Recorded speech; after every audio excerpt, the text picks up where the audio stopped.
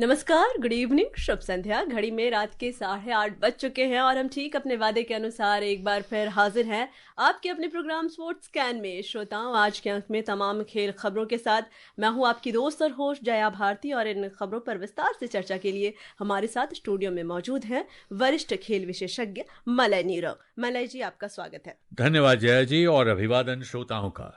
आज की जो खेल की शुरुआत हम करेंगे एक इतिहास रचने वाली खबर से, और भी कई खबरें होंगी, सब पर बात करेंगे, लेकिन उससे पहले एक नजर अब तक की स्पोर्ट्स हेडलाइंस पर।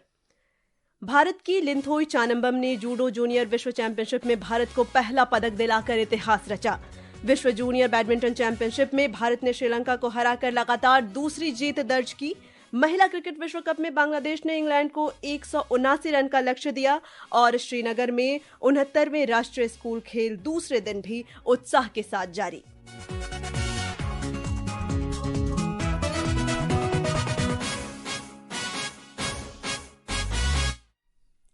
शुरुआत जूडो जूनियर विश्व चैंपियनशिप से, जहां भारत की लिंथोई चानम्बम ने पेरू की जूडो जूनियर विश्व चैंपियनशिप में भारत को पहला पदक दिलाकर इतिहास रच दिया है। लिंथोई ने महिलाओं के 63 किलोग्राम भार वर्ग में नीदरलैंड्स की जोनी जिलियन को हराकर कांस्य पदक जीता।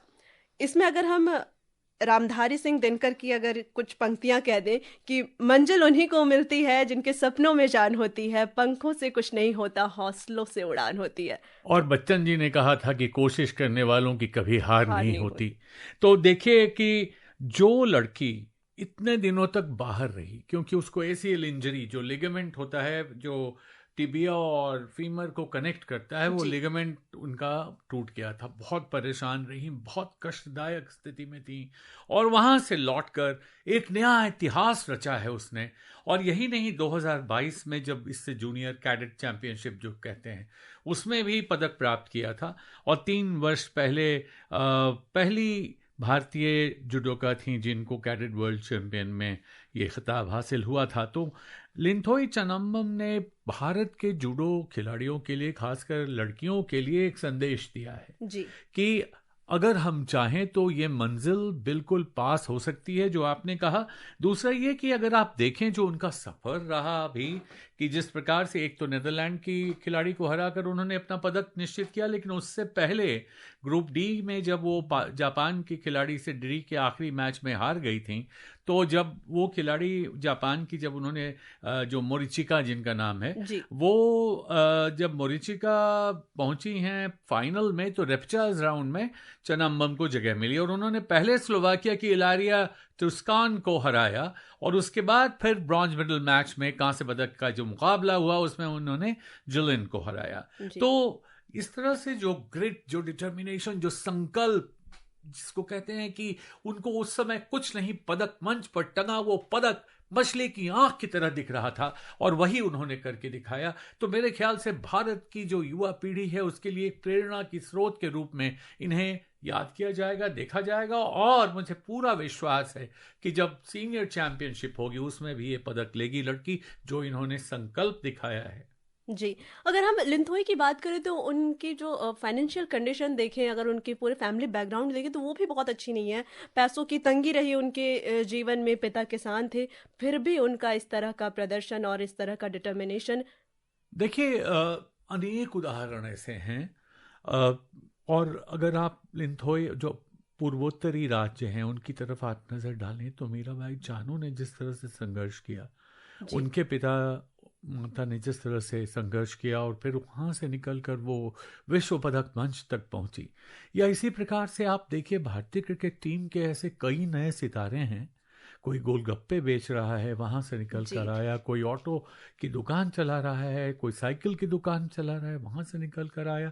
तो ये इस बात को सिद्ध करता है कि अगर आप में कुछ कर गुजरने की तमन्ना है, तो फिर अब जब आप ठान लेते हैं, तो फिर यही होता है कि मतलब कुछ भी मुश्किल नहीं है, अगर आपने ठान लिया है तो होना ही होना है। और ये जो भारत की नई युवा पीढ़ी है, खासकर मैं कहूँगा कि जो एक नया अभियान, जो खेल की एक नई संस्कृति शुरू हुई खेलो भारत के साथ, खेलो इंडिया के साथ, उसमें अगर आप देखें तो जिस प्रकार से प्रतिभाएं सामने उभर कर आ रही हैं, रिगार्डलेस ऑफ देयर बैकग्राउंड, की पृष्ठभूमि को पीछे छोड़ दीजिए और वहां से उन प्रतिभाओं को तराश कर जो राष्ट्रीय अंतर्राष्ट्रीय मंच पर आप देख रही हैं, पदकों की झड़ी लगा रहे हैं ये खिलाड़ी, ये एथलीट, बहुत ही काबिल तारीफ। बिल्कुल, भारत में जज्बे की कमी नहीं है और हम आशा करेंगे कि ऐसे ही लगातार हमारे भारतीय खिलाड़ी इतिहास रचते जाएं।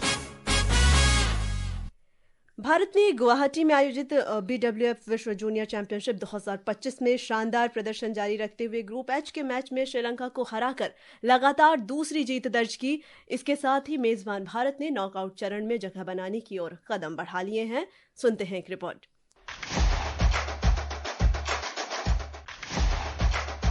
ग्रुप एच में शीर्ष पर रहने के प्रबल दावेदार और दूसरे वरीय भारत ने आज उम्मीदों पर खरा उतरते हुए श्रीलंका को 2-0 से हराया। चैंपियनशिप के पहले दिन भारत ने अपने मिक्स्ड टीम अभियान की शुरुआत नेपाल पर शानदार जीत के साथ की थी। श्रीलंका ने कल करीबी मुकाबले में संयुक्त अरब अमीरात को शिकस्त दी थी। अन्य शीर्ष देशों में 14 बार के चैंपियन चीन और पूर्व चैंपियन दक्षिण कोरिया ने अपने अपने ग्रुप में दूसरी जीत दर्ज की, जबकि फिलीपींस ने हांगकांग को हराकर उलटफेर किया। चीन ने ग्रुप डी में इंग्लैंड को हराया, जबकि दक्षिण कोरिया ने ग्रुप जी में पदार्पण कर रहे भूटान को शिकस्त दी। 19 अक्टूबर तक 2 चरणों में खेली जा रही इस चैंपियनशिप के पहले चरण में प्रतिष्ठित सुहानदिनाता कप के लिए 36 टीमें प्रतिस्पर्धा कर रही हैं। इसके बाद आई लेवल कप के लिए व्यक्तिगत चैंपियनशिप होगी। भारत का अगला मैच कल संयुक्त अरब अमीरात से होगा। Prashant Kumar, sports can.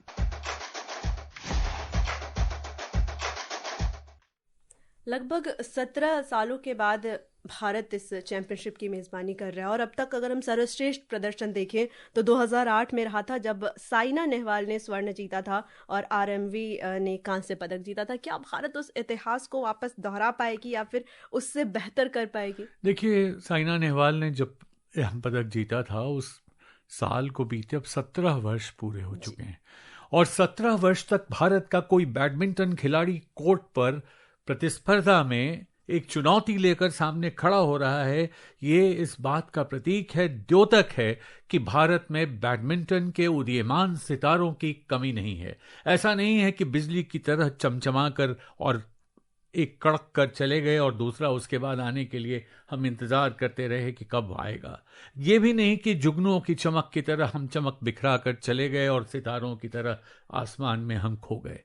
यहाँ तो बैडमिंटन की दुनिया हो या फिर राइफल शूटिंग हो या बॉक्सिंग हो या रेसलिंग हो, जिन खेलों में भारत के खिलाड़ियों ने पिछले 15 सालों में अच्छा प्रदर्शन किया, 20 सालों में किया है, वहां एक लंबी कतार है उदीयमान सितारों की।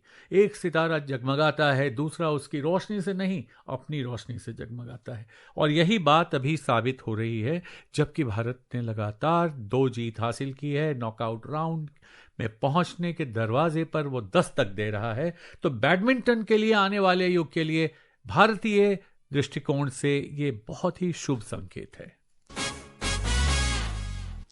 अब बात महिला विश्व कप की, जहां आज बांग्लादेश ने इंग्लैंड को 179 रन का लक्ष्य दिया है। गुवाहाटी में खेले जा रहे मैच में ताज़ा समाचार मिलने तक इंग्लैंड ने 28वें ओवर में 5 विकेट पर 99 रन बना लिए हैं। लक्ष्य से अब भी 80 रन दूर है इंग्लैंड।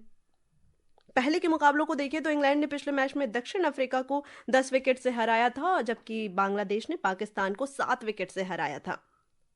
देखिए, बांग्लादेश की लड़कियों ने जो आज गेंदबाजी की है वो काबिल तारीफ है। हालांकि लो स्कोरिंग मैच है। अगर आप देखें तो जिस प्रकार से लक्ष्य बहुत बड़ा नहीं था, लग रहा था कि इंग्लैंड के खिलाड़ियों के लिए मुश्किल नहीं होगी, लेकिन अभी तो मुझे लगता है कि इंग्लैंड के खिलाड़ियों के लिए सांसत वाली स्थिति बनी हुई है। क्योंकि अगर आप प्रदर्शन देखें बांग्लादेश की खिलाड़ियों का, खासकर वहाँ की बॉलर्स का, तो फाहिमा खातून ने मात्र 7 ओवर में मात्र 13 रन देकर 3 विकेट लिए हैं और मारूफा अख्तर ने 2 विकेट लिए हैं 5 ओवर में, 28 रन हालांकि उन्हें दिए। थोड़ी महंगी साबित हुई, लेकिन फाहिमा की तारीफ करनी होगी कि 1.85 रन प्रति ओवर की इकॉनमी से जो उन्होंने बॉलिंग की है, उसमें इंग्लैंड के खिलाड़ियों को ऐसा बांधा है कि वो भी सोच रही होंगी कि बांग्लादेश को हल्के में हम नहीं ले सकते। जी। वहीं कल के मैच को देखें तो दक्षिण अफ्रीका ने इंदौर के होलकर स्टेडियम में न्यूजीलैंड को 6 विकेट से हराया। दक्षिण अफ्रीका ने न्यूजीलैंड की 232 रन का लक्ष्य केवल 41वें ओवर में ही हासिल कर लिया। ताजमिन ब्रिट्स को प्लेयर ऑफ द मैच चुना गया। प्रतियोगिता में कल का मुकाबला ऑस्ट्रेलिया और पाकिस्तान के बीच कोलंबो में खेला जाएगा। पाकिस्तान की टीम को अगर हम देखें तो टूर्नामेंट में अभी भी लय हासिल करने के लिए जूझ रही है। लय तो दूर की बात है, यहाँ तो अभी आलाप भी भरना शुरू नहीं किया है, तान की कौन कहे। और यही वो मौका है कि शायद प्रेमदासा स्टेडियम की विकेट पर उनको कुछ फ़ायदा इसका मिले। और हम उम्मीद करते हैं कि पाकिस्तान की लड़कियां जिस तरह से काफ़ी निराश हैं, और वो कुछ कुछ खिसियानी बिल्ली वाला भी किस्सा वहाँ हो रहा है, जिस तरह से सबसे ज़्यादा रन स्कोर करने वाली उनकी बैटर ने अपना बल्ला पटका, उनको फाइन लगाया आईसीसी ने। तो मुझे उम्मीद है कि इन घटनाओं को भूलकर वो अच्छे खेल का प्रदर्शन करेंगी, लेकिन बहुत कठिन है डगर पनघट की। जी।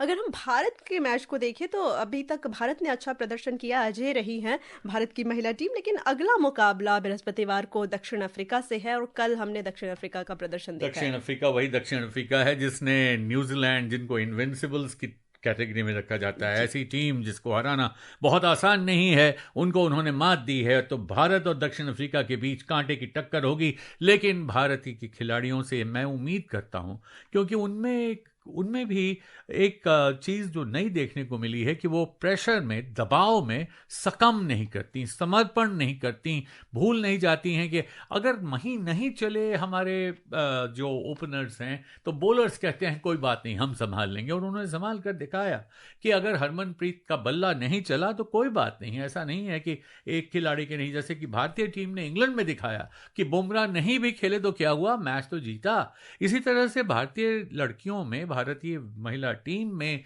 एक नई मांग देखने को मिल रही है। तो मुझे आश्चर्य नहीं होगा कि दक्षिण अफ्रीका भी मात खा जाए। जी। इस बीच भारत के साथ एक दिवसीय श्रृंखला के लिए ऑस्ट्रेलिया की एक दिवसीय टीम में तेज गेंदबाज मिचेल स्टार्क की वापसी हो गई है। कितना मुश्किल होगा भारत के लिए, या फिर किन चुनौतियों का सामना करना पड़ सकता है? देखिए, जहाँ तक ऑस्ट्रेलिया की टीम का सवाल है, ऑस्ट्रेलिया जानती है कि भारत की टीम बहुत मजबूत है। वाइट बॉल क्रिकेट में भारत का मुकाबला करना बहुत आसान नहीं है, और इसलिए उन्होंने बहुत मजबूत तैयारी की है, क्योंकि ये सीरीज़ बेहद अहम मानी जा रही है। इसके बाद टीम घरेलू सीजन में उतरेगी। कप्तान मिचेल मार्श के नेतृत्व में टीम नए और पुराने खिलाड़ियों के साथ मैदान पर उतरेगी। और इसी तरह से अगर आप देखें तो जिस तरह से उन्होंने टीम की घोषणा की है, स्टार की वापसी की है, तो वो इसको हल्के में नहीं ले रहे, इस टूर्नामेंट को, इस सीरीज को, सॉरी। जी। और इसी बीच अपने क्रिकेट फैंस को बता दें कि आईसीसी ने सितंबर महीने के लिए हमारे करिश्माई खिलाड़ी अभिषेक शर्मा, कुलदीप यादव और महिला में स्मृति मंधाना को सर्वश्रेष्ठ पुरस्कार के लिए नामांकित किया है। अब जम्मू कश्मीर के श्रीनगर में 69वें राष्ट्रीय स्कूल खेल यानी कि एनएसजी का दूसरा दिन भी बड़े उत्साह के साथ जारी है। अधिक जानकारी दे रहे हैं श्रीनगर से हमारे संवाददाता। जम्मू कश्मीर युवा सेवा एवं खेल निदेशालय की महानिदेशक अनुराधा गुप्ता ने कहा कि निदेशालय ने इस प्रतिष्ठित राष्ट्रीय आयोजन के सुचारू संचालन के लिए व्यापक व्यवस्थाएं की हैं। आकाशवाणी समाचार श्रीनगर से बात करते हुए कुछ फुटबॉल खिलाड़ियों ने अपनी भावनाएं व्यक्त की। Hello, I am Dilten Mehra, I am from Delhi team. It's been a really great journey till now.